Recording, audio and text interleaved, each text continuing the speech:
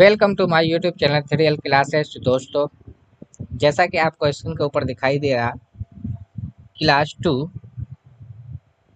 Class class two English grammar. ये English grammar का class 2 है। ठीक है। आपको इससे पहले आपने मेरा पहली video English grammar mock test करके प्लेलिस्ट में बना के मैंने डाल दिया। अगर उसने अभी तक आपने नहीं देखा है तो आप पहले उसे देख लें, क्योंकि एक क्लास दूसरे क्लास से रिलेटेड भी बनाया जा रहा है। ठीक है, इसलिए पहले उस वीडियो को आप देख लें, फिर उसके बाद जाके सेकंड वीडियो आप देखें। ठीक है। और अगर आपने अब जो वीडियो देख रहे हैं और अब तक आपने मेरे चैनल को सब्सक्राइब नहीं किया, लाइक नहीं किया, कमेंट्स नहीं किया है और उसका शेयर नहीं किया है, तो ये सारा काम आप कर दें। ठीक है। तो चलिए चलते हैं कि आज का क्वेश्चन क्या लिया गया है। ठीक है। तो मैंने 10 क्वेश्चन इससे पहले कर लिया था और 10 के बाद अब फिर 10 क्वेश्चन लेंगे, तो 11 से स्टार्ट करेंगे, अब 20 तक चलेंगे। ठीक है। तो चलिए देखते हैं कि पहला क्वेश्चन क्या है। पहला क्वेश्चन यहाँ पे दिया हुआ है कि यहाँ पे डायरेक्शन डायरेक्शन मतलब एक तरीका से निर्देश दिया हुआ है। ठीक है। चूज द करेक्ट ऑप्शन, सही ऑप्शन को सिलेक्ट करना है ना, out of the four alternatives, है ना, फ्रॉम आर्टिकल, कि 4 ऑप्शन में से कोई एक आर्टिकल का सवाल आप सही ऑप्शन को सिलेक्ट करना है। ठीक है। तो यहाँ पे क्वेश्चन दिया हुआ ये है कि Rakesh has dash car, Rakesh has dash car. तो आप बताइए यहाँ पे से क्या ऑप्शन हो सकता है। ऑप्शन नंबर 1 यानी ए हो सकता है, ऑप्शन नंबर बी या एन हो सकता है, ऑप्शन नंबर सी द हो सकता है, उसके बाद ऑप्शन नंबर 4 यानी कि डी, जिसमें नन यानी कि कोई नहीं। क्या हो सकता है, इसका सही जवाब दीजिए। चलिए देखिए, इसका सही जवाब हो जाएगा option number 1, Rakesh has a car. Rakesh के पास एक एक कार है, एक गाड़ी है। ऑप्शन नंबर 1 हो जाएगा। अब सवाल ये आ रहा है कि यहाँ पे आखिर ए का इस्तेमाल क्यों किया गया। तो आर्टिकल की जब बात होती है तो देखिए यहाँ पे आर्टिकल को 2 तरीका से बांटा गया। आर्टिकल के टाइप जो होता है, आर्टिकल के कितने टाइप होते हैं, तो आर्टिकल के 2 टाइप होते हैं। ठीक है। एक टाइप का नाम है आपका डिफिनिट आर्टिकल। पहले इनडिफिनिट आर्टिकल को देख लेते हैं ना। चलिए ठीक है, पहले डिफिनिट को ही देख लेते हैं। डिफिनिट आर्टिकल, डिफिनिट आर्टिकल जो होता है ना, डिफिनिट आर्टिकल दा को कहा जाता है। ठीक है। डिफिनिट आर्टिकल किसको कहा जाता है, दा को कहा जाता है। ठीक है। और अब बात यहाँ पे ये आता है कि इसका अर्थ क्या होगा। दा का अर्थ कुछ नहीं होता है। ठीक है। लेकिन आर्टिकल के तौर पे इसका इस्तेमाल किया जा रहा है। ठीक है। अब यहाँ पे ये आता है कि दा का यूज कहाँ पे होता है। यूज की अगर हम बात करें, है ना, यूज कहाँ पे होगा, डिफिनिट आर्टिकल का। तो आप देखिए, जब कोई चीज यूनिक चीज होता है ना, यूनिक का मतलब होता है एक तरीका से कि कोई खास चीज, है ना। जब खास चीज की बात की जाती है तो वैसे कंडीशन में आपको क्या करना पड़ता है, दा का इस्तेमाल किया जाता है। दा ये नहीं देखता है कि वो आपका पुलर काउंटेबल नाउन है या अनकाउंटेबल नाउन है, उससे कोई मतलब नहीं है। सी एन है या ए एन है, यू एन है। ठीक है। यानी पुलर काउंटेबल नाउन है या सिंगुलर काउंटेबल नाउन है ना, या आपका सिंगुलर काउंटेबल नाउन या puller countable noun, singular uncountable noun. ये चीज ये नहीं देखता है, ये सभी के साथ लगता है, ऑल के साथ लगेगा। या वो काउंटेबल नाउन है या अनकाउंटेबल नाउन है। ठीक है। या वो सिंगुलर है या पुलर है, उससे कोई मतलब नहीं है। जब बात यूनिक की कर देता है ना, तब आपको समझाना है कि वहां पे दा का इस्तेमाल किया जाता है। अब सवाल ये आ रहा है कि आखिर यूनिक के बारे में पता कैसे चलेगा। तो ये जो इसका जो स्ट्रक्चर होता है यूनिक के लिए, ये इस तरीका से स्ट्रक्चर होता है। यानी कि आपका डैश होगा और फिर उसके बाद नाउन, यानी कोई नाम हो सकता है, उसके बाद आपको ऑफ मिल सकता है, या आपका विच आ जाए, ठीक है, या आपका डैट आ जाए, या आपका हु आ जाए। तो ऐसे कंडीशन में वो क्या करता है, नाउन को खास बना देता है। ठीक है। तो अब यहाँ पे अगर देख लिया जाए, ये वाला रूप आपके पास आ गया है। अगर ये रूप आ गया है तो इसका मतलब है कि आर्टिकल जो इस्तेमाल किया जाएगा वो आपका किस चीज़ के लिए किया जाएगा, आप समझ लीजिएगा कि हाँ ये यूनिक चीज़ इस तरीका से आप कर सकते हैं वहाँ पे। ठीक है। एक कंडीशन है ये। तो इस तरीका से आप यूनिक मतलब आर्टिकल दा का इस्तेमाल कर सकते हैं। नहीं समझ में आया। एक क्वेश्चन हम यहाँ पे से लेते हैं, जैसे कि यहाँ पे हम ले लिए एक क्वेश्चन, यहाँ पे लेने की कोशिश करते हैं। हमने एक क्वेश्चन लिया यहाँ पे, एक क्वेश्चन लेते हैं कि आई मीट, जैसे हमने लिखा I meet dash person, dash person है ना, मैं एक है ना, तो यहाँ पे पर्सन देखिए आपका काउंटेबल नाउन है, तो यहाँ पे आपका सिंपल सी बात है काउंटेबल नाउन है, तो इसका मतलब आर्टिकल ए लग जाएगा। आई मीट अ पर्सन, मैंने एक आदमी से, मैं एक आदमी से मिला, है ना। दूसरा तो यहाँ पे आर्टिकल दा नहीं, लेकिन अब ये अगर यूनिक बनाना है इस सेंटेंस को, तो ये सेंटेंस ऐसे लिखा जा सकता है यूनिक के लिए।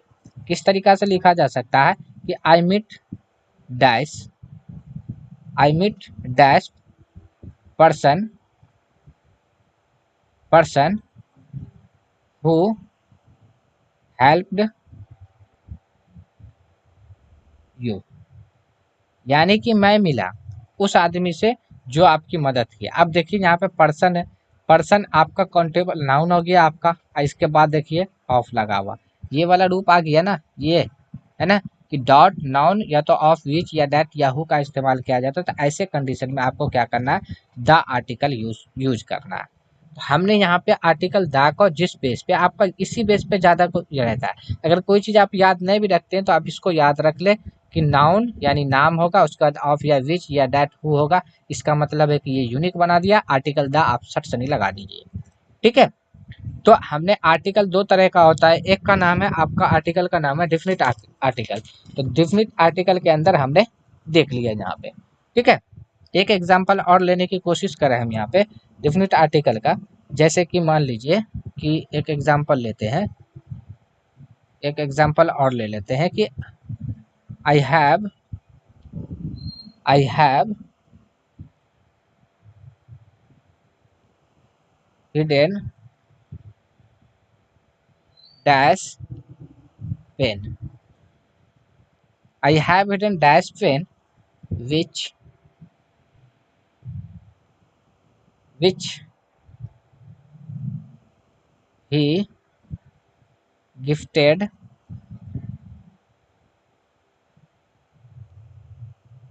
me या यू, है ना, कुछ दे देते, चलिए मी ही देख यू, ठीक है। आप देखिए यहाँ पे कि मैं वो कलम छुपा दिया जो मुझे उसने, मी नहीं यू, मी जो उसने मुझे दिया, है ना। अब देखिए यहाँ पे पेन काउंटेबल नाउन है, और उसके बाद देखिए विच आ गया, इसका मतलब है कि यहाँ पे कुछ नहीं, यूनिक की बात कर दिया, इसलिए आर्टिकल दा हम लगा देंगे, ठीक है। तो इस तरीका से आपको क्या करना है, आर्टिकल दा का यूज करना है। अब बात आती है दूसरी आर्टिकल के बारे में, ठीक है। तो दूसरे आर्टिकल के बारे में जब बात आती है, तो दूसरे आर्टिकल को हम कहाँ पे कर सकते हैं, तो ये सिर्फ किया जाता है काउंटेबल नाउन के साथ। बात कर लेते हैं इंडेफिनिट आर्टिकल का, चलिए इसको नीचे कर लेते हैं ना, इंडेफिनिट आर्टिकल के बारे में। इंडेफिनिट आर्टिकल, तो इंडेफिनिट आर्टिकल किसको कहा जाता है, इंडेफिनिट आर्टिकल। इंडेफिनिट आर्टिकल के अंदर जो आता है आपका दो चीज आता है, एक ए आता है, दूसरा एन आता है, और इस दोनों का मीनिंग होता है एक, ठीक है। सबसे पहला पॉइंट याद ये रखना है इसके लिए, ये जो इस्तेमाल किया जाता है तो सिंगुलर काउंटेबल नाउन के साथ किया जाता है, सिंगुलर, सिंगुलर काउंटेबल नाउन के साथ किया जाता है, काउंटेबल नाउन के साथ, है ना, सिंगुलर काउंटेबल नाउन के साथ किया जाता है, ठीक है। पहला पॉइंट तो ये याद रखना है, ठीक है। पहला पॉइंट ये है कि इंडेफिनिट आर्टिकल जिसके अंदर ए और एन आता है, जिसके माने एक होता, ये सिंगुलर काउंटेबल नाउन के साथ इस्तेमाल किया जाता है, ठीक है। सिंगुलर काउंटेबल नाउन के साथ इसका इस्तेमाल करना है, ठीक है। अब यहाँ पे से ये करना है कि ये सिर्फ एक तरीका से समझ लिए कि यहाँ पे बात ये आता है कि कब ए का इस्तेमाल करना, कब एक एन का। तो जब देखिए आपका, जब कोई वर्ड आप पढ़ रहे हैं ना, उस वर्ड का उच्चारण अगर आपका हिंदी का व्यंजन आ रहा है, व्यंजन, व्यंजन किसको कहा जाता है, यानी को से लेके ज्ञा तक जो होता है अक्षर, उसी को व्यंजन कहा जाता है ना। तो ये जो होता है इसमें से अगर कोई उच्चारण अगर आपका आ रहा है, साउंड निकल के आ रहा है, तो इसका मतलब है कि ए करना है, यूजेस करना है। एन का इस्तेमाल तब करना जब इसके साथ आपका क्या आ जाएगा, स्वर का इस्तेमाल किया जाएगा। हिंदी स्वर का, आप इंग्लिश वाले को कंटेंट को नहीं देखना है कि हाँ ये वोवेल का बात करना है या कंसोनेंट का, इसका बात नहीं करना। ए और एन का डिसाइड तभी करना है जब आपको हिंदी व्यंजन का साउंड देखना है कि कौन सा निकल रहा है। उसके बाद जाके आपको या स्वर निकल रहा है कि व्यंजन निकल रहा है। अगर व्यंजन निकल रहा है तो ए होगा, अगर स्वर निकल रहा है तो एन होगा। स्वर किसको कहा जाता है, यानी ओ आ जो होता है उसी को स्वर कहा जाता है। ओ आ हर्षई दुर्गई, है ना, हर्षऊ दुर्गऊ, तो ये सब जो है ना इसी को क्या कहा जाता है, स्वर कहा जाता है। नहीं, ये देखिए अगर हम यहाँ पे देखिए लिखते हैं जैसे कार, अब देखिए हम बोले क्या कार, तो पहले क्या निकला आवाज को किस में आता है, व्यंजन में, इसका मतलब है कि ए इस्तेमाल किया जाएगा। उसी तरीका से हमने लिख दिया यहाँ पे आर। अब देखो आपका ये एच लिखा हुआ है, तो ये कंसोनेंट है, कंसोनेंट के अकॉर्डिंग जाइएगा तो फिर आपका गलत हो जाएगा। ठीक है, इसका आवाज उच्चारण क्या निकल रहा है, ठीक ना, उसके अकॉर्डिंग देखना है। और उच्चारण निकल रहा है तो वो भी हिंदी वाला स्वर कंसोनेंट का इस्तेमाल करना है। ठीक है, तो देखिए यहाँ पे निकल के आ रहा आर, तो देखिए पहले ओ आया, ओ इसमें आता है, इसका मतलब है कि आर से पहले एन का इस्तेमाल किया जाएगा। जैसे हम लिखते हैं ऑनेस्ट, है ना, HONEST, है ना, ऑनेस्ट। अब देखिए इसका आवाज क्या निकल रहा है, ओ निकल रहा है, इसका मतलब है कि यहाँ भी एन का इस्तेमाल किया जाएगा। जैसे हम यहाँ पे लिखे एस, ये क्या निकला एस, तो पहले ए आया, इसका मतलब है कि एन का इस्तेमाल किया जाएगा। लेकिन अगर हम यहाँ पे लिखते हैं जाके जैसे हाउस लिखे, हाउस, तो पहले क्या निकल रहा हो, इसका मतलब है कि आ हाउस। ये इस तरीका से यूजेस करना है ए और एन के अंदर में। अब यहाँ पे एक दो हम मिसाल ले लेते हैं कि आखिर इसके अंदर क्या इस्तेमाल हो सकता है। ठीक है, एग्जाम्पल के तौर पे आप ले लीजिए, एक मिसाल जैसे ले लेते हैं यहाँ पे,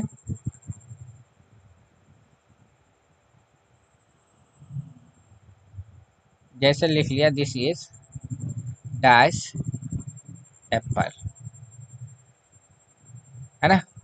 अब यहाँ पे कौन सा आर्टिकल आएगा, ए आएगा, एन आएगा, द आएगा। तो सबसे पहले तो आप देखिए ये काउंटेबल नाउन है, तो जब काउंटेबल नाउन है तो इसका मतलब ए का भी इस्तेमाल हो सकता है, दा का भी और एन का भी। लेकिन यहाँ पे किसी खास चीज का बात, यूनिक की बात नहीं किया गया, इसलिए दा का इस्तेमाल नहीं होगा। अब बात ये आ रहा है कि ए इस्तेमाल होगा या एन इस्तेमाल होगा, तो अब इसका आवाज निकालिए। शुरू में क्या निकल रहा है, एप, एप, तो पहले ए आया, ए आता आपका स्वर के अंदर, इसका मतलब है कि यहाँ पे एन लगेगा, है ना, दिस इज एन एप्पल, है ना। इस तरीका से हमको क्या करना है, आर्टिकल वाले क्वेश्चन को सॉल्व करना। ठीक है, तो चलिए फिर देखते हैं अगला क्वेश्चन क्या कह रहा है। चलिए देखिए अगला क्वेश्चन भी यहाँ पे ये कहा जा रहा है कि डायरेक्शन दिशा दिया गया, चूज द करेक्ट ऑप्शन, है ना, out of the fall alternatives from preposition से, तो प्रीपोजिशन से करना है। चलिए देखिए क्या बोल रहा है कि माई अंकल केम हियर, कि मेरे अंकल जो यहाँ आए, बैक से आए, है ना। अब यहाँ पे से सवाल ये हो रहा है कि मेरे अंकल जो आए हैं यहाँ, तो अब यहाँ पे कौन सा प्रीपोजिशन लगेगा। ठीक है, चलिए इसका सही जवाब आप पहले दीजिए, उसके बाद फिर हम देंगे। चलिए देखिए इसका जो सही जवाब हो जाएगा ऑप्शन नंबर डी हो जाएगा। क्या हो जाएगा, ऑप्शन नंबर डी हो जाएगा। ठीक है, अब देखिए यहाँ पे आर्टिकल जब भी यूज किया जाता है उसके यूजेस के आधार पे होता है। अब यहाँ पे हम क्यों दिए बाय क्यों होगा, देखिए जब अंकल आए हैं यहाँ, तो ये क्या चीज से यात्रा की है ना, यात्रा, है ना, यात्रा के लिए, यानी कि एक तरीका से समझिए जब जिस चीज से हम यात्रा करते हैं ना, तो उससे पहले हम आर्टिकल जो लगाते हैं वो बाय का इस्तेमाल करते हैं। जैसे भी हम, चाहे आप मान लीजिए कि पैदल चल रहे हैं ना, तो फिर भी आपको वहाँ पे आपको क्या लगाना पड़ेगा, बाय लगाना पड़ेगा। आप साइकिल से कहीं जा रहे हैं या साइकिल से आ रहे हैं, है ना, तो सवारी जिस सवारी से आ रहे हैं ना, उस सवारी से पहले, उस सवारी के नाम से पहले आपको बाय आर्टिकल लगाना पड़ेगा। अगर आप दिल्ली जा रहे हैं तो ट्रेन से जा रहे हैं तो बाय ट्रेन, है ना, वहाँ से आप आ रहे हैं बस से तो बाय बस, साइकिल से जा रहे हैं तो बाय बाइसिकल, है ना। अगर इसी तरीका से आप एरोप्लेन से जा रहे हैं तो आप बोल सकते हैं बाय एरोप्लेन, है ना। तो आर्टिकल यात्रा के नाम से पहले जो प्रीपोजिशन जो लगता है वो बाय का इस्तेमाल किया जाता है। ठीक है, इसलिए यहाँ पे देखिए अंकल जी आए थे यहाँ बाइक से आए थे, तो बाइक से आए थे यानी कि यात्रा करके आए ना, इसका मतलब है कि यहाँ पे बाय का यूजेस किया जाएगा। ठीक है, अब देखिए ऑन का इस्तेमाल तब किया जाएगा। ऑन का इससे पहले मैंने बताया था आप लोगों को कि आपको डे के नाम के साथ लगाना पड़ेगा। ऑन का इस्तेमाल किया जाता है डे के नाम के साथ। और उसके बाद मैंने ये बताया था कि जब कोई चीज़ किसी चीज़ के ऊपर हो और वो छूता हो, है ना, जैसे ऑन द बुक, तो अब बुक है ना, ये इस तरीक़ा से हम बोल सकते हैं कि this book is on the table. तो अब किताब जो टेबल पे रहेगा तो ऑटोमेटिक है कि टेबल को छुएगा, है ना। This pen is on the hand, है ना, तो ऑन हैंड, है ना। तो इस तरीक़ा से हम कह सकते हैं कि हाँ, मतलब हाथ पे रहेगा कलम तो आपका क्या हो जाएगा, उसको तो छुएगा छुएगा। जब टेबल पे आप बुक रख रहे हैं, कलम रख रहे हैं, कोई भी चीज़ रख रहे हैं तो वो छुएगा। वैसे कंडीशन में आपको लगाना। एट का बताया ये गया था कि एट जो है ना क्लॉक वाइज यानी टाइम के लिए इस्तेमाल किया जाता है ना, घड़ी का टाइम के लिए, है ना, घड़ी वाला समय, है ना, घड़ी के समय के लिए घड़ी समय। और दूसरा है कि जगह के लिए भी, प्लेस के लिए इस्तेमाल किया जाता है, लेकिन स्मॉल, है ना, स्मॉल स्मॉल लोकेशन के इस्तेमाल किया जाता है। इन क्या है, तो इनका इस्तेमाल आपका बिग स्मॉल के लिए किया जाता है ना, BIG big, big location, big location के लिए किया जाता है। और जब एक और दूसरी बात है, कोई चीज़ के जब किसी चीज़ के अंदर हो और छूता हो, ठीक है, चाहे आपका वो इमोशनल भी हो सकता है ना, तो वो चीज़ को भी छूने के लिए वहाँ पे कर सकते हैं। ठीक है, तो चलिए यहाँ पे फिर चलते हैं, अगला क्वेश्चन क्या देख लेते हैं। चलिए 13 नंबर का क्वेश्चन ये कह रहा है कि direction choose the correct option out of the four alternatives, है ना। क्या बोल रहा है कि प्लूरल फॉर्म ऑफ बॉय, तो अब बॉय का प्लूरल क्या हो जाएगा, है ना, तो बॉय का प्लूरल जो हो जाएगा क्या हो जाएगा, बॉयज हो जाएगा, बॉयजेस हो जाएगा, बॉयज हो जाएगा, बॉयजेस हो जाएगा। ठीक है, तो क्या हो जाएगा,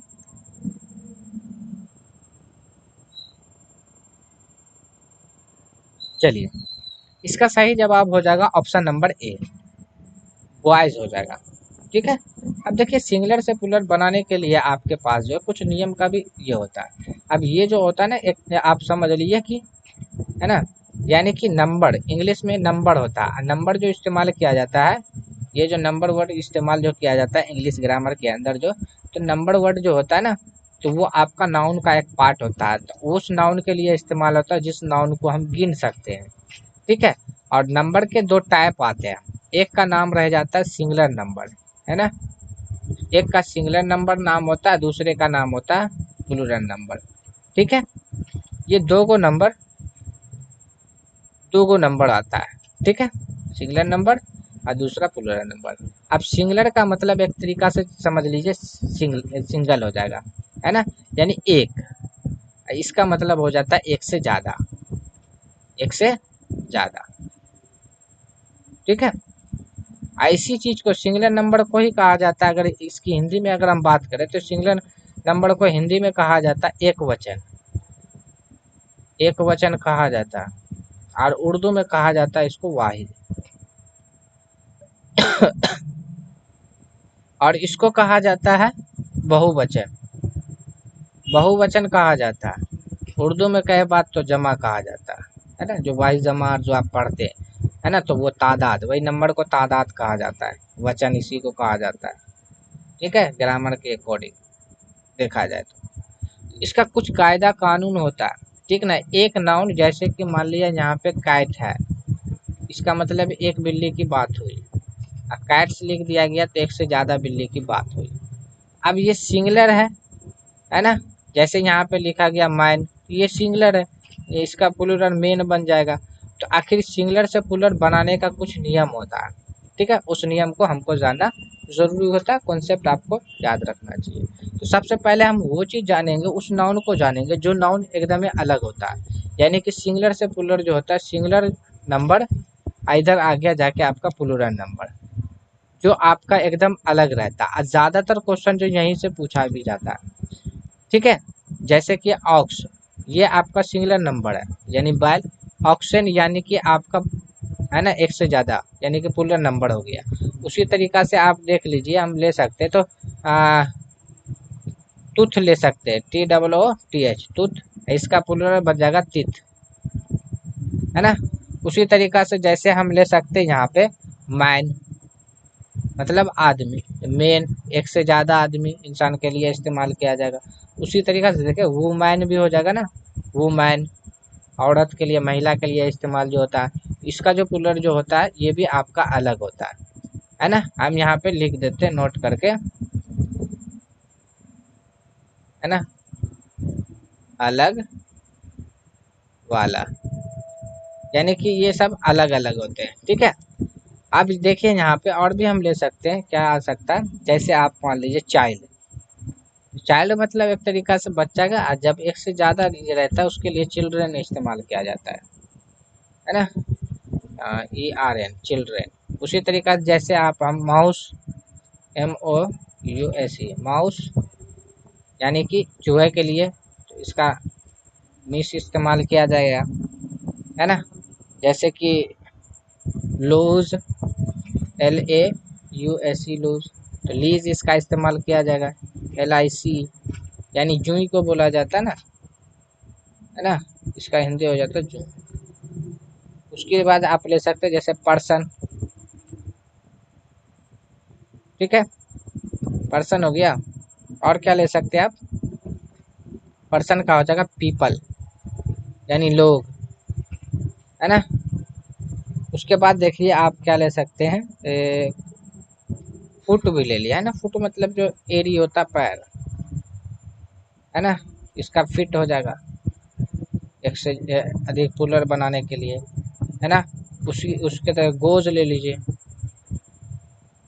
है ना, तो मतलब बत्तख जो होता है, तो इसका हो जाएगा गीज, है ना,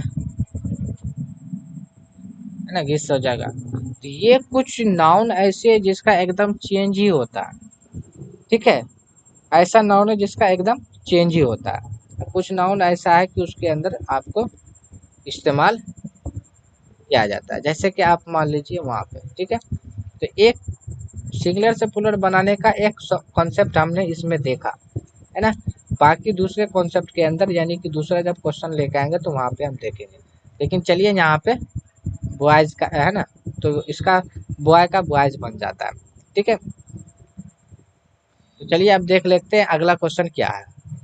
अगला क्वेश्चन यहाँ पे क्या कह रहा है आपका 14 नंबर का, कि Ashoka was the greatest king of India, है ना। यहाँ पे ये बताया गया कि Ashoka was the greatest king of India, है ना, कि अशोका जो मतलब अशोक जो है वो भारत का सबसे महान राजा है, ये राजा था। तो सबसे महान राजा जो भारत का अशोक को कहा गया है। अब यहाँ पे से आपको देखना ये है कि सवाल जो पूछा गया है वो पूछा ये गया है कि पॉजिटिव डिग्री है या कंपैरेटिव डिग्री या सुपरलेटिव डिग्री है या नन है, इनमें से कोई नहीं है। मैंने इससे पहली वाली वीडियो में आपको बताया था डिग्री के बारे में, कि डिग्री जो पार्ट होता है वो आपका मतलब एडजेक्टिव का पार्ट होता है, ठीक है। तो इसका मैंने आपको सारा चीज़ वहाँ पे बताया था, ठीक है।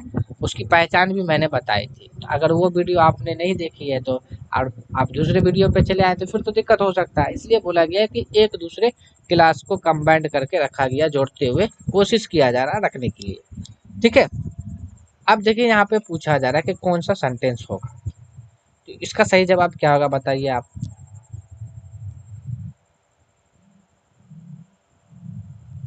चलिए देखिए इसका सही जवाब हो जाएगा option number B, sorry option number C हो जाएगा, सुपरलेटिव डिग्री, है ना।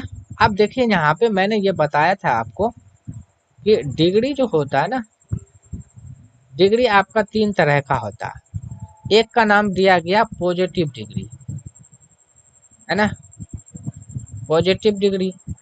अब पॉजिटिव डिग्री का यानी कि हम उस डिग्री को पॉजिटिव डिग्री किसको बोलेंगे, एडजेक्टिव वर्ड को बोल देंगे, एडजेक्टिव को ही क्या बोलेंगे, पॉजिटिव बोलेंगे। जो भी एडजेक्टिव वर्ड है ना आपका, उसको डायरेक्ट आप पॉजिटिव बोल सकते हैं, जैसे फैट, कैट, रैन, ओ सॉरी, जैसे फैट हो गया, इल हो गया, और उसके बाद जैसे सैड हो गया, और आप ले सकते हैं ऑनेस्ट ले सकते हैं, है ना, या ब्यूटीफुल ले सकते हैं, स्मार्ट ले सकते हैं। तो ये जो एडजेक्टिव है ना आपका, वो आपका ही पॉजिटिव डिग्री है, ठीक है। पॉजिटिव डिग्री ज़्यादा भास्ट नहीं है, आप एडजेक्टिव आपको पता है तो समझ लीजिए कि वही पॉजिटिव डिग्री है। जो भी वर्ड एडजेक्टिव आप जानते हैं कि हाँ ये वर्ड एडजेक्टिव है तो इसका मतलब वो पॉजिटिव है। अब देखिए उसके बाद आता है कॉम्पेरेटिव डिग्री। तो कॉम्पेरेटिव जो डिग्री जो आता है ना, इसकी आइडेंटिफिकेशन कैसे किया जाता है। कॉम्पेरेटिव डिग्री के लिए क्या करना पड़ता है कि आपका जो ये इसके लिए जो करना पड़ेगा, ये क्या करता है कि इसका रूप होता है। जैसे कि आपका एडजेक्टिव रहेगा, एडजेक्टिव है ना, और इसके साथ क्या लगेगा, या तो ई आर लगा हुआ रहेगा। जैसे कि एग्जाम्पल है ना, अच्छा, और उसके बाद तब जाके बाद में देन भी हो। ठीक है। तो यहाँ से देखिए हमको ये याद रखना है कि आपको एडजेक्टिव यानी कि एडजेक्टिव के साथ ई आर रहेगा तो इसका मतलब कॉम्पेरेटिव डिग्री है, और साथ में देन भी लगाना होता है। ठीक है। पहला तो कंडीशन ये है कॉम्पेरेटिव डिग्री के लिए। दूसरा कंडीशन क्या हो सकता है कॉम्पेरेटिव डिग्री के लिए, कि आपको दिखना पड़ेगा मोड। मोड के बाद आपका हो सकता है कि आपका होगा एडजेक्टिव। ठीक है। मोड के बाद क्या आ जाएगा एडजेक्टिव, फिर जाके आपका देन होगा।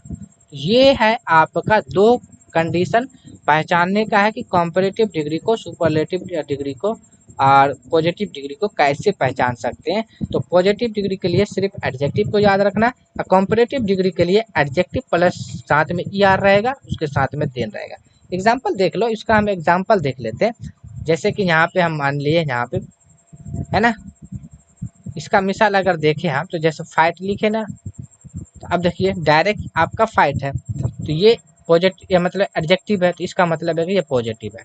इसी के साथ जैसे अगर हम यहाँ पे लिख देते हैं फाइटर, अब देखिए ई आर आ गया, इसका मतलब कंपैरेटिव डिग्री। जब ये इस्तेमाल किया जाएगा तो ये इस तरीका से इस्तेमाल किया जाएगा। अब देखिए यहाँ पे फाइट तो आ गया, लास्ट में देखिए ई आर लगा हुआ है ना, फिर उसके बाद देन, इसका मतलब है कि ये आपका क्या है, आपका कंपैरेटिव डिग्री है। दूसरा कंडीशन यहाँ पे क्या था मोड का। जैसे कि आप लिखते हैं ना ब्यूटीफुल, BEAUTI, ब्यूटीफुल।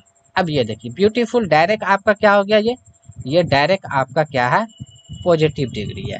लेकिन यही के साथ लगा देते हैं मोर ब्यूटीफुल अब प्लस देन तो लगाना ही है हर हाल में कॉम्पेरेटिव डिग्री में, तो ये बन गया कॉम्पेरेटिव डिग्री। ठीक है। अब बात कर लेते हैं हम तीसरा सुपरलेटिव डिग्री के बारे में। तीसरा जो डिग्री आता है आपका सुपरलेटिव डिग्री आता है, सुपरलेटिव डिग्री आता है। तो सुपरलेटिव डिग्री के अंदर क्या आ जाएगा कि आपको यहाँ पे दिखेगा कि सबसे पहले तो आपको दा दिखेगा, उसके बाद एडजेक्टिव कोई वर्ड होगा, कोई भी वर्ड एडजेक्टिव हो सकता है, जो भी एडजेक्टिव वर्ड है, और इसके साथ में प्लस में क्या आ जाएगा, है ना, लास्ट में आपको देख लीजिएगा ST देख लीजिएगा, है ना, लास्ट में सिर्फ देखना ST, है ना। तो ये आपका क्या बन जाएगा, आपका सुपरलेटिव डिग्री की पहचान हो जाएगी। इस तरीका से करेंगे। एक दूसरा पहचान कैसे कर सकते हैं, तो यहाँ पे हम कर सकते हैं मोस्ट, है ना, और मोस्ट नहीं, पहले दा ही लगेगा ना, हाँ पहले दा, उसके बाद जाके फिर आपका आएगा मोस्ट, है ना, उसके बाद आपका एडजेक्टिव वर्ड आएगा। कौन सा वर्ड आ जाएगा, एडजेक्टिव वर्ड। तो दो कंडीशन यहाँ पे भी बन रहा है। जैसे कि यहाँ पे आ गया, जैसे कि अभी यहाँ पे एक लिखा गया था, फाइट का मिसाल लिए थे। चलिए यहाँ पे अब मिसाल एक बार फिर से देख लेते हैं। ये था फाइट, इसके आगे पीछे कुछ भी नहीं लगा हुआ, इसका मतलब है कि ये जो आपका एडजेक्टिव है ये पॉजिटिव में है। लेकिन जैसे हम यहाँ पे लगा दिए फाइटर देन, इसका मतलब हो गया जाके कि देखिए फाइट एडजेक्टिव है, साथ में ई आर आ गया, उसके बाद जाके देन आ गया। इसका मतलब है कि ये कॉम्पेरेटिव डिग्री है ना, ये पहचान आ गया, है ना। दूसरा कॉम्पेरेटिव डिग्री का पहचान ये बताया गया था, एग्जाम्पल के तौर पे दिया गया था। जैसे मान लीजिए, है ना, तो इसी को पहले ये बना लेते हैं ना। अब देखिए यहाँ पे, तो हम यहाँ पे लगा दिए द फैटेस्ट, है ना। तो ये अब देखिए द फैटेस्ट, अब देखिए यहाँ पे द आ गया स्टार्टिंग में, है ना, उसके बाद एडजेक्टिव फैट आ गया, उसके बाद देखिए लास्ट में ST, है ना, ST आ गया। इसका मतलब है कि ये आपका सुपरलेटिव डिग्री है। ठीक है, सुपरलेटिव डिग्री है। एक एग्जांपल जैसे ब्यूटीफुल का ले लेते हैं। ब्यूटीफुल इसलिए ले रहे हैं यहाँ पे कि मोर और मोस्ट का आपको एग्जांपल से समझाना। ब्यूटीफुल, तो ब्यूटीफुल आपका पॉजिटिव डिग्री आ गया है, राइट। अब ब्यूटीफुल के साथ अगर हम यहाँ पे लगा देते हैं मोर ब्यूटीफुल, है ना, मोर ब्यूटीफुल, है ना, और उसके बाद जाके देन, इसका मतलब है कि आपका ये बन गया कॉम्पैरेटिव डिग्री, है ना। अब यही में लगा दिया कि द मोस्ट ब्यूटीफुल, इसका मतलब है कि ये आपका बन गया सुपरलेटिव डिग्री। ठीक है, जो आपका यहाँ पे पूछा गया था क्वेश्चन नंबर 14 के अंदर कि कौन सा होगा। तो आप देख लीजिए यहाँ पे द आ गया ना, द आ गया, ग्रेट आपका एडजेक्टिव है, लास्ट में एस टी आ गया, इसका मतलब सुपरलेटिव डिग्री है। चलिए क्वेश्चन नंबर 15 देख लेते क्या है। ठीक है, क्वेश्चन नंबर 15 देखिए, यहाँ पे ये कह रहा है कि the doctor has a prescripted ना, प्रिस्क्रिप्ट बेड, है ना, some medicine to the patents, है ना, पेशेंट्स के बारे में, है ना। अब देखिए यहाँ पे तो पूछा जा रहा है कि कौन सा टेंस है, पास्ट परफेक्ट है या प्रेजेंट परफेक्ट है या फ्यूचर परफेक्ट है या प्रेजेंट इंडेफिनिट है, ये कौन सा टेंस है। चलिए इसका सही जवाब दीजिए, उसके बाद फिर हम जवाब देंगे।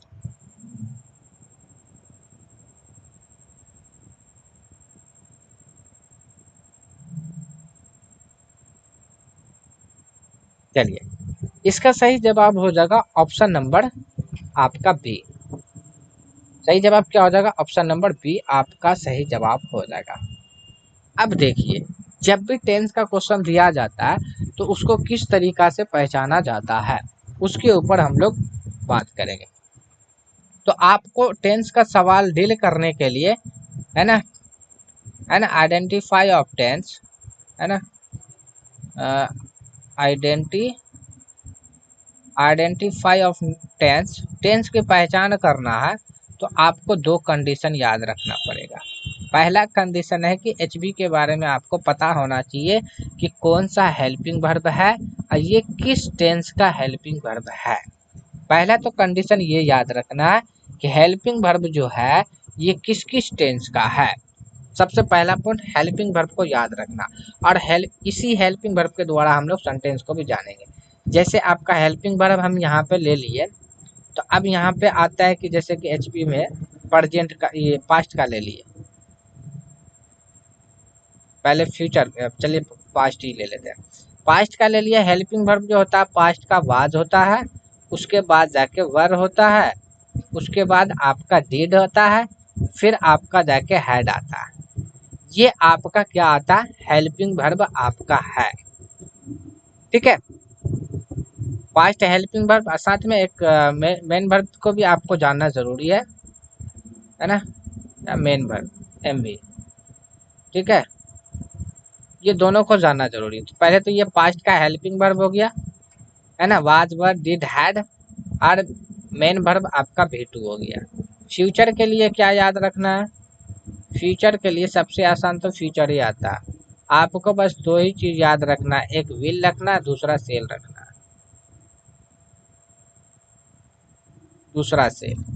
यानी कि अगर सेल या विल दिखा है इसका मतलब फ्यूचर टेंस का है, वाज वर डिड हैड या फिर टू दिखा है इसका मतलब पास्ट का है। प्रेजेंट के लिए आपको हेल्पिंग वर्ब क्या देखना है, कि प्रेजेंट के लिए आपको हेल्पिंग वर्ब देखना है और मेन वर्ब देखना कौन सा है, तो आपको देखना होगा इज, एम, आर, वाज, वर। ये प्रेजेंट को आप, वाज वर सॉरी नहीं होगा, वाज वर नहीं आएगा, यहाँ पे आ जाएगा आपका इज एम आर आ गया, आपका आ गया डू और डज, ठीक है, हैज आ जाएगा और हैव आ जाएगा, और उसके बाद V1 या V5। ये अगर आपको दिखाई दे रहा, पहले इसी तरीका से इसी को पहले देखना। सबसे पहला टेंस का सवाल सॉल्व करने के लिए सबसे पहला अटेम्प्ट होना चाहिए हेल्पिंग वर्ब का। अब देखिए यहाँ पे से, जैसे हेल्पिंग वर्ब यहाँ पे आ गया आपका हैज। अब बताइए हैज आ रहा है ना यहाँ पे प्रेजेंट में, अब बताइए ये जो पास्ट का हुआ कभी हो सकता है आंसर, नहीं। फ्यूचर हो सकता है कभी नहीं, दो ऑप्शन छट गया ना, दो ऑप्शन बचा हुआ है। ठीक है, तो ये आपका हेल्पिंग वर्ब से वहाँ पे से मेन वर्ब से आपको पता चल गया कि टेंस को कैसे पहचानना है। अब लेकिन अभी भी अधूरा रह गया, क्योंकि दो ऑप्शन बचा हुआ, दो ऑप्शन तो छोड़ दिए, दो ऑप्शन बचा हुआ। तो अब यहाँ पे पहला कंडीशन तो हेल्पिंग वर्ब पे अटैक करना है। हेल्पिंग वर्ब देखें किस टेंस का हेल्पिंग वर्ब है, उसके अकॉर्डिंग टेंस को रखे रहना, बाकी टेंस को हटा देना। अब उसके बाद क्या करना है कि हेल्पिंग वर्ब को और मेन वर्ब को कंबाइंड करके रखना है। अब यहाँ पे से ये आता है सवाल कि आपको क्या करना है कि आपको यहाँ पे देखना है मेन वर्ब, हेल्पिंग वर्ब और जोड़ मेन वर्ब। दूसरा कंडीशन ये देखना, पहले तो हेल्पिंग वर्ब देख लिया, मेन वर्ब अलग अलग देखे। अब यहाँ पे दोनों को जोड़ के देखना है। अब देखिए यहाँ पे दोनों को जोड़ के देखेंगे तो जैसे हम यहाँ पे से ले सकते हैं इनडिफिनिट, है ना, इनडिफिनिट, इनडिफिनिट या सिंपल टेंस। इनडिफिनिट या सिंपल टेंस कैसे कंडीशन में आ सकता है ना। तो इनडिफिनिट में देखो आपको पहला कंडीशन तो आपका यहाँ पे से ये बन सकता है कि अगर आपका हेल्पिंग वर्ब है, ठीक है, और उसके बाद नाउन है, इसका मतलब है कि वो इंडेफिनिट आर्टिकल है, इंडेफिनिट टेंस है। दूसरा कंडीशन यहाँ पे ये है कि अगर आपको दिखाई दे रहा है साथ में नाउन हो सकता है या एडजेक्टिव भी आप ले लीजिए, नाउन या एडजेक्टिव दोनों में से कोई देखे, एडजेक्टिव, इसका मतलब है कि आपको क्या लगेगा सिंपल टेंस या इंडेफिनिट टेंस, है ना। अब जिसका हेल्पिंग वर्ब रहेगा उसके अकॉर्डिंग वहां पे हम कर लेंगे, है ना। या आपको V1 या V2 या V5 दिखे, इसका मतलब है कि इंडेफिनिट है, यानी सिंपल इंडेफिनिट है, ठीक है। और उसके बाद तीसरा एक तो और आपको देख लेना है, डू, डज या डिड। ये सेंटेंस में अगर आ गया आपको कहीं पे, इसका मतलब है कि वो आपका इंडेफिनिट टेंस के अंदर है और आपको पता है कि कौन सा हेल्पिंग वर्ब किस टेंस के अंदर आता है। दूसरा की अगर हम बात करें यहाँ पे दूसरा क्या हो सकता है, तो दूसरा आएगा कंटिन्यूअस, कंटिन्यूअस टेंस आ जाएगा। तो कंटिन्यूअस टेंस के अंदर हम कैसे पहचानेंगे, है ना। तो कंटिन्यूअस टेंस के लिए क्या करना पड़ेगा कि आपको is, am, are, was, were, was, और उसके बाद जाके विल बी, खाली विल नहीं, विल बी, सेल बी, ठीक है, विल बी, सेल बी। इसके बाद आपका क्या रहेगा, बिफोर रहेगा। इसका मतलब है कि ये कंटिन्यूअस टेंस है, ठीक है।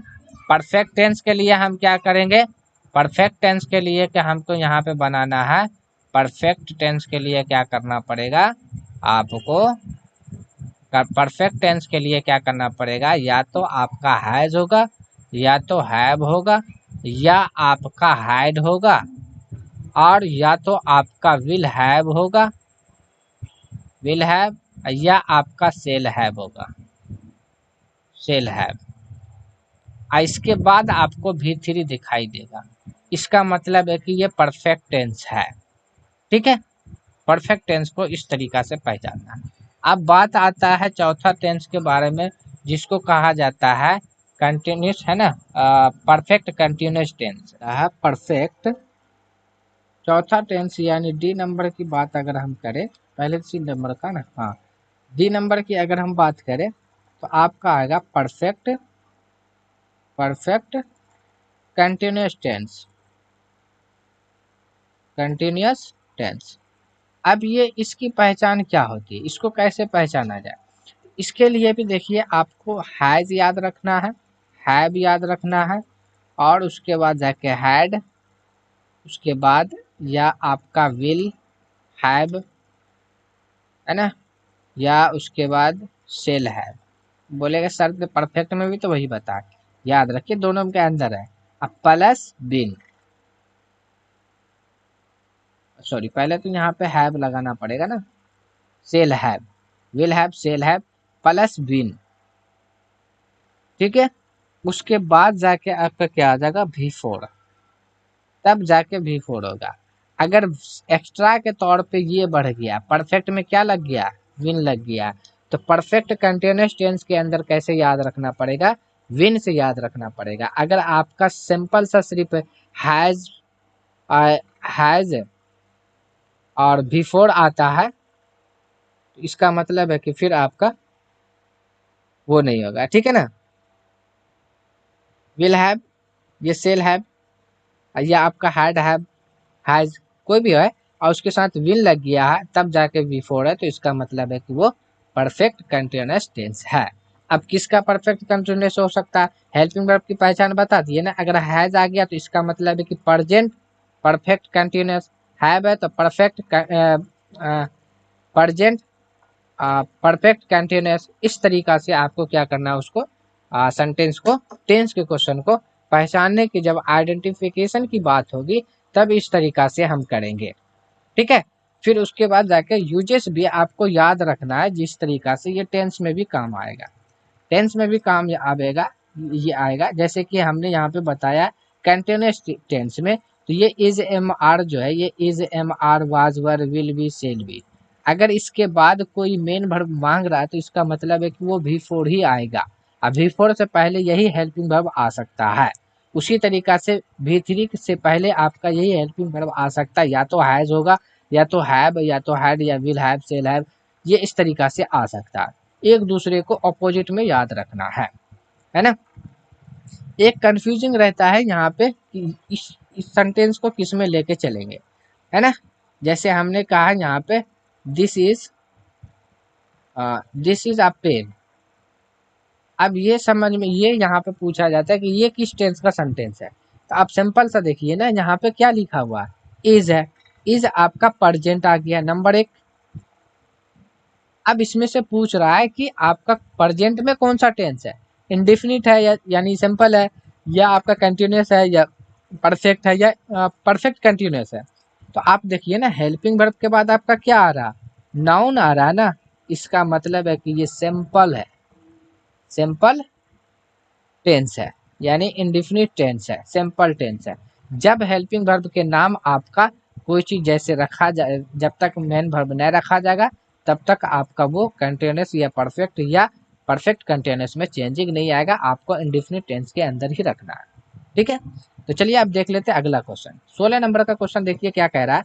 16 नंबर का भी क्वेश्चन के अंदर कह रहा है यहाँ पे कि डायरेक्शन, है ना, find out gender of following nouns. तो जो नाउन दिया हुआ है उस नाउन का आपको जेंडर बताना है ना। जेंडर इसमें से क्या हो जाएगा, कजन का जेंडर पूछा जा रहा है, यानी कजन जो कौन सा जेंडर होगा, वो आपका कॉमन नाउन है, या फीमेनाइन है, या मास्कुलिन जेंडर है, या न्यूटर जेंडर है ना। चारों का ऑप्शन दिया है ना, कॉमन हो गया, या फीमेनाइन जेंडर हो गया, या मास्कुलिन जेंडर, या न्यूटर जेंडर। क्या हो जाएगा इसमें से, चलिए इसका सही जवाब हो जाएगा ऑप्शन नंबर ए। इसका सही जवाब क्या हो जाएगा, ऑप्शन नंबर ए। ये कॉमन जेंडर के अंदर है। कजन का मतलब एक तरीका से फुफेरा, चचेरा, मेमेरा, भाई बहन सभी के लिए इस्तेमाल किया जाता है। अब देखिए यहाँ पे जो जेंडर है ना, ये जेंडर को हिंदी में आपका लिंग कहा जाता है, ठीक है, और उर्दू में कहा जाता है इसको जींस, है ना, जींस कहा जाता है। तो ये जेंडर जो होता है इंग्लिश में वो 4 प्रकार के होते हैं, जिसमें से एक का नाम होता है मास्कुलिन होता है, यानी मेल, मास्कुलिन बोले तो यानी मेल, है ना। दूसरे का नाम आ जाता है आपका आपका क्या आ जाता है, फीमेल, यानी कि फीमिनाइन, फीमेल भी बोला जाता है। तीसरा का आपका कॉमन हो गया, कॉमन। चौथा आपका हो गया जाके न्यूटर जेंडर, है ना, न्यूटर, NEUTER, न्यूटर। अब देखिए मेल से आपको पता चल रहा है कि वैसा वर्ड जिससे मेल का पता चल जाए फीमेल, जिससे फीमेल का पता चल जाए कॉमन, यानी मेल फीमेल दोनों हो। जैसे अगर हम यहाँ पे लिखते हैं डॉक्टर, अब बताइए डॉक्टर या तो महिला भी हो सकती है या पुरुष भी हो सकती है, जैसे हमने लिखा यहाँ पे स्टूडेंट, तो अब स्टूडेंट महिला पुरुष दोनों हो सकते हैं ना, है ना। अब जैसे हमने यहाँ पे लिख दिए एग्जाम्पल के तौर पे, अब जैसे कि बॉय लिखे, तो अब बताइए बॉय, अब बॉय तो लड़की को हम नहीं बोल सकते ना, सिर्फ लड़का को बोल सकते हैं, इसका मतलब है कि ये मास्कुलिन यानी मेल के अंदर आता है ना। उसी तरीका से जैसे एग्जाम्पल के तौर पे ले सकते हैं हम क्या, जैसे यहाँ पे लिख दिया पोस्टमैन, तो पोस्टमैन आप किसके अंदर ले सकते हैं, तो पोस्टमैन तो दोनों के अंदर आ जाएगा ना, पोस्टमैन दोनों, क्योंकि वो महिला या मर्द पुरुष दोनों हो सकता है। तो वैसा वर्ड जिससे महिला और पुरुष दोनों के बारे में पता चले, तो आप उसको कॉमन जेंडर के अंदर रखना है। सिर्फ मेल के बारे में पता, जैसे नर्स, तो नर्स जो इस्तेमाल किया जाता है वो सिर्फ फीमेल के लिए ही इस्तेमाल किया जाता वर्ड, इसलिए हम उसको फीमेनाइन जेंडर के अंदर रखेंगे और मास्कुलिन जेंडर के अंदर नहीं रखेंगे। कॉमन जेंडर जिसमें दोनों की बात करती है। न्यूट्रल जेंडर क्या होता है, जिसके अंदर जान ही ना हो, ये आपका एक तरीका से समझिए नॉन लिविंग, है ना, नॉन लिविंग यानी कि जिसके अंदर जान ना हो, है ना। जैसे हमने लिखा पेन, अब बताइए पेन के अंदर जान हो सकता है, बुक, जैसे सीटी, है ना। ये इस तरीका से हम वहाँ पे, जैसे कि आप ले लीजिए रोड, है ना, तो इस सब चीज के अंदर जान नहीं है, तो उसको हम न्यूट्रल जेंडर के अंदर रखेंगे। ठीक है, ठीक है, चलते हैं हम अगला क्वेश्चन के ऊपर। अगला क्वेश्चन क्या कह रहा है, क्वेश्चन नंबर 17। देखिए, चलिए चलिए देखते हैं क्वेश्चन नंबर 17। क्वेश्चन नंबर 17 क्या कह रहा है कि a book of a person's life written by someone else, कि वह किताब जो किसी इंसान की जिंदगी पे लिखी जाए दूसरों के द्वारा, तो उसे क्या कहा जाता है। ऑप्शन नंबर 1 ऑटोबायोग्राफी, दूसरा में बायोग्राफी, तीसरा में रिज्यूम, चौथा में बायोडाटा। इसमें से क्या होना चाहिए, जवाब दीजिए आप। चलिए देखिए, इसका सही जवाब हो जाएगा ऑप्शन नंबर बी। उसको जो, यानी कि जब एक बुक लिखा जाता है किसी इंसान की जिंदगी के ऊपर, कोई दूसरा इंसान लिखता है, तो उसको बायोग्राफी कहा जाता है। ठीक है, क्या कहा जाता है, बायोग्राफी कहा जाता है। लेकिन जब खुद से लिखा जाता है, जैसे कि लेते हैं ऑटो, जो जो मतलब कि किताब खुद से लिखे अपनी लाइफ के ऊपर जो इंसान, उसको बोला जाता है ऑटोबायोग्राफी। एग्जाम्पल के तौर पे, यानी कि इसका भी अगर ये आपका वन वर्ड सब्ट्रैक्शन से, इसके लिए लिख सकते हैं हम, क्या लिख सकते हैं कि a book written written by a person person a person about his own life, या अ बुक रिटन बाय, यानी कि एक किताब लिखा जाता है एक इंसान के द्वारा, जो मतलब खुद के बारे में, है ना, अबाउट हिज ऑन लाइफ, अपने बारे में, अपनी जिंदगी के बारे में जो बुक लिखता है कोई इंसान अपने ऊपर, तो उसको कहा जाता है ऑटोबायोग्राफी। क्या कहा जाता है, उसको ऑटोबायोग्राफी कहा जाता है। और जब एक किताब लिखा जाती है इंसान की जिंदगी के ऊपर, लेकिन कोई दूसरा इंसान लिख दे, तो उसको हम कहते हैं बायोग्राफी। रिज्यूम किसको कहा जाता है, रिज्यूम जो है एक डॉक्यूमेंट है ना, डॉक्यूमेंट, है ना, to be return, to be return for a job, जब जॉब के लिए लिखा जाता है, रिज्यूम जॉब के लिए बनाया जाता है। इसका देखिए सबके लिए क्या लगा हुआ, इसका कोड वर्ड याद रख लेना है। जब ऑन हिज की बात किया जाएगा, तो इसका मतलब अपने ऊपर, यानी ऑटो का मतलब होता है खुद, है ना, तो खुद के ऊपर ऑटोबायोग्राफी, है ना। एल्स से याद रखना बायोग्राफी के अंदर, है ना। जॉब के लिए रिज्यूम आ गया। अब सवाल ये आया बायोडाटा, तो बायोडाटा भी एक क्या है, कि अगर हम इसकी बात करें बायोडाटा के बारे में, तो बायोडाटा भी आपका एक डॉक्यूमेंट ही है, डॉक्यूमेंट के ही अंदर रखा जाता है ना, डॉक्यूमेंट ही है ना। लेकिन इसका इस्तेमाल जो किया जाता है क्या, डॉक्यूमेंट पर्सनल लाइफ, है ना, पर्सनल बायोडाटा, डिटेल समझ लीजिए, है ना, पर्सनल डिटेल, है ना, डिटेल्स। पर्सनल डिटेल होता है जैसे डेट ऑफ बर्थ, है ना, डेट ऑफ बर्थ या जेंडर पूछा जाता है। उसके बाद जाके आपका जैसे मान लीजिए जेंडर हो ये गया, जाके क्वालिफिकेशन आपके बारे में, रिलीजन के बारे में आपके बारे में पूछा जाएगा, या नेशनलिटी के बारे में आपके बारे में पूछा जा रहा है, सेक्स बताइए, यानी कि आपका मेल है या फीमेल है। तो आपका ऐसे आपका या मटेरियल स्टेटस जो आता है, मैरिट स्टेटस जो होता है, जो है ना, मैरिटियल स्टेटस जो होता है, यानी कि एक तरीका से आपका, तो यही सब जो डाटा जब दिया जाता है ना, उसी को बायोडाटा कहा जाता है प्रॉपर। ठीक है, यहाँ तक ठीक है। अब चलिए ठीक है, अगला क्वेश्चन देखते हैं 18 नंबर का। 18 नंबर में देखिए आपको कहा गया है कि opposite of the depart is है, इज डॉट डॉट, कि opposite of depart is, depart का विलोम है, क्या है, अराइव है, वार्म है, डिमांड है या डिफेंस है, क्या आ जाएगा, अराइव, वार्म, डिमांड या डिफेंस, क्या आ जाएगा। चलिए देखिए 18 नंबर का सही जवाब हो जाएगा ऑप्शन नंबर 1। क्या हो जाएगा, ऑप्शन नंबर 1, अराइव।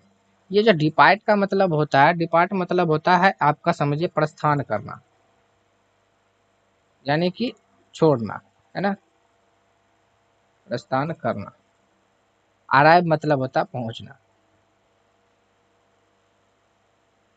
है ना। वार्म के मतलब क्या होता है, वार्म मतलब होता है गर्मी, गर्म। इसका अपोजिट क्या बन जाएगा, इसका अपोजिट हम ले सकते हैं कूल, यानी ठंडा। उसके डिमांड, डिमांड का मतलब क्या होता है, मांग, मांग, है ना। इसका अपोजिट कर सकते हैं सप्लाई, यानी कि पूर्ति करना। ठीक है, उसके बाद जाकर डिफेंस, तो डिफेंस का मतलब होता है एक तरीका से बताइए बचाव,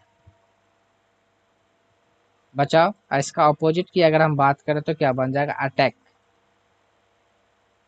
अटैक यानी हमला, ये इसका सही अपोजिट हो जाएगा। ठीक है, तो देखिए आपका जो क्वेश्चन जो 10 गो जो क्वेश्चन सेटअप किया जा रहा है, तो उसमें वन वर्ड सब्स्टिट्यूशन भी लिया जा रहा है, अपोजिट वर्ड भी लिया जा रहा है, सिनोनिम्स वर्ड भी लिया जाएगा। ठीक है, और उसके बाद आइडियम फ्रेजेस भी लिया जाएगा। तो हर एक चीज को उसमें जोड़ के, और प्लस ये है कि आपको इसलिए बताया जाता है कि कॉपी कलम लेके नोट डाउन करें, क्योंकि आप class by class note down बना के आप जो है उसको तैयारी कीजिए। फिर देखिए आपके अंदर कितना जो आता है, जो नयापन आएगा कि हाँ किस तरीका से, देखिए पहले हम कहाँ पे थे, अब कहाँ पे हैं। आप देखिए यहाँ पे एक तरीका से ये जो 10 को लेके आया जा रहा है, तो एक दिन का एक क्लास है, इस क्लास को आप अपने से नोट्स तैयार कीजिए, है ना। क्लास बाय क्लास जो है ना रिपीटेशन मारिए। आपको सप्ताह में 2 दिन छुट्टी मिलेगा, एक जुमा के दिन जो वीडियो आपको नहीं मिल सकता, दूसरा आपको संडे को आपको वीडियो नहीं मिल सकता, 5 दिन आपको वीडियो मिलेगा। अब वीडियो मिलेगा तो आपको मतलब कि 5 और 6 के 5 और 7 के बीच में मिलेगा आपको। ठीक है, 2 घंटा का ऊपर नीचे थोड़ा सा इंटरनेट प्रॉब्लम की वजह से ऊपर नीचे हो सकता है, लेकिन कोशिश ये रहेगा 5 से 6 के बीच में। ठीक है, शाम में। तो वैसे टाइम में आपको वीडियो मिलेगा, उस दिन मिलेगा, इसलिए आप कोशिश करें कि इसका खुद से नोट्स भी तैयार करने का। ठीक है, लेकिन अगर हाँ आपको लगता है कि नहीं मतलब सर इसका पीडीएफ भी चाहिए, क्लास पीडीएफ रिकॉर्ड जो आप कर रहे हैं, तो जो चीज़ अभी जैसे यहाँ पे लिखा हुआ सारा चीज़, तो आप क्लास देखिए, और आप व्हाट्सअप नंबर डिस्क्रिप्शन के अंदर दिया हुआ, आप उस पर लिखिए कि हाँ हमको जो है क्लास पीडीएफ चाहिए, इंग्लिश का चाहिए या हिंदी का या उर्दू का चाहिए, आपको वहाँ पे फ्री में मिल जाएगा। ठीक है,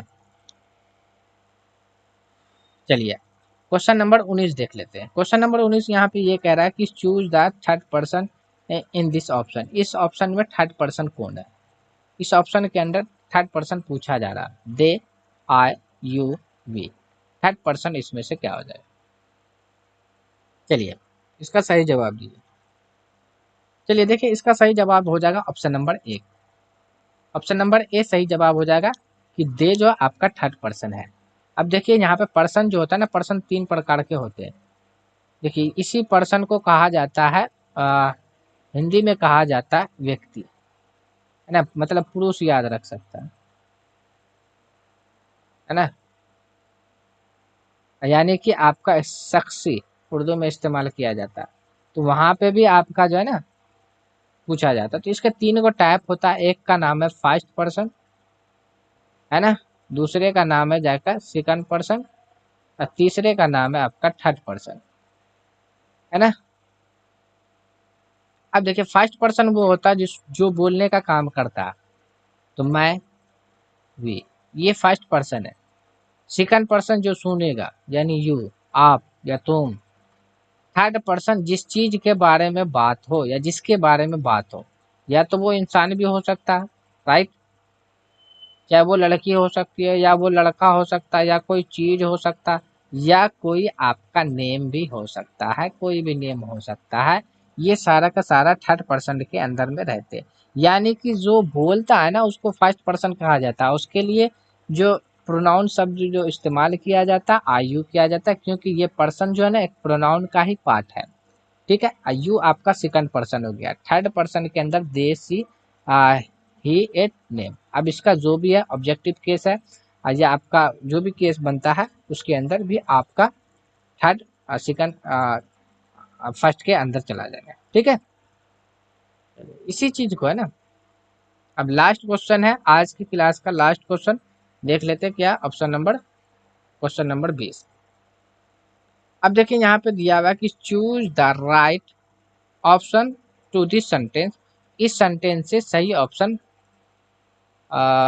choose the right option this sentence, और दिस ऑप्शन, है ना, ऑप्शन, दिस ऑप्शन से, इस ऑप्शन से आपको सेलेक्ट करना है सही आपका क्या हो जाएगा। He killed dash by knife, कि उसने मारा, चाकू से मारा, मुझे उसने चाकू से मारा। अब यहाँ पे डॉट में आई आएगा या माई आएगा या आपका माइन आएगा या मी आएगा। ठीक है, क्या आ जाएगा सही जवाब क्या आएगा।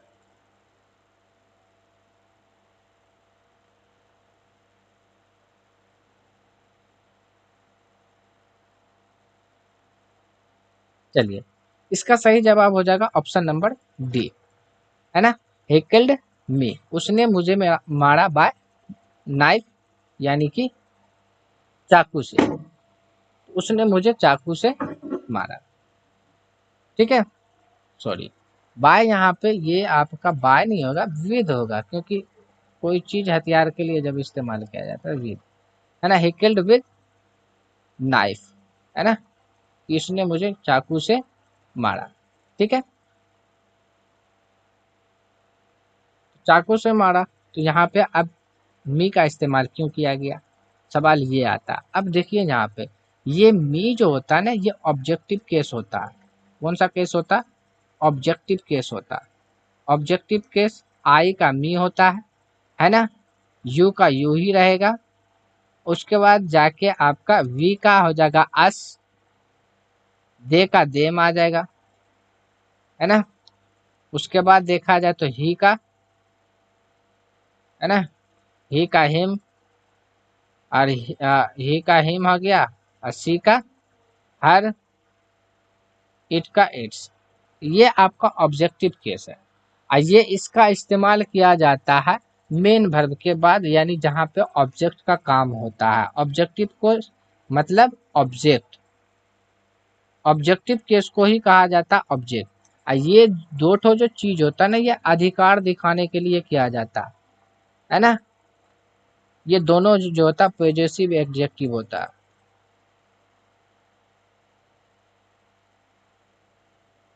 पॉजेसिव प्रोनाउन के अंदर आता है। ठीक है, और ये आपका सब्जेक्ट होता है। तो सब्जेक्ट तो आपका यहाँ पे आई है गया ना, ही किल्ड, उसने मारा, तो मारने का काम तो उसने किया ना, तो ये तो सब्जेक्ट कतई नहीं हो सकता। ये अधिकार के लिए इस्तेमाल किया जाता है।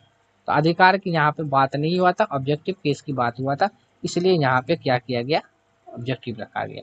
ठीक है, तो जब भी अगर मेन वर्ब के बाद आप देखिए यहाँ पे जैसे ये V2 है किल्ड, मेन वर्ब के बाद आपका ऑब्जेक्टिव केस आता है। जैसे एग्जाम्पल के तौर पे यहाँ पे लिखा ही ही इट्स, है ना, अ मैंगो।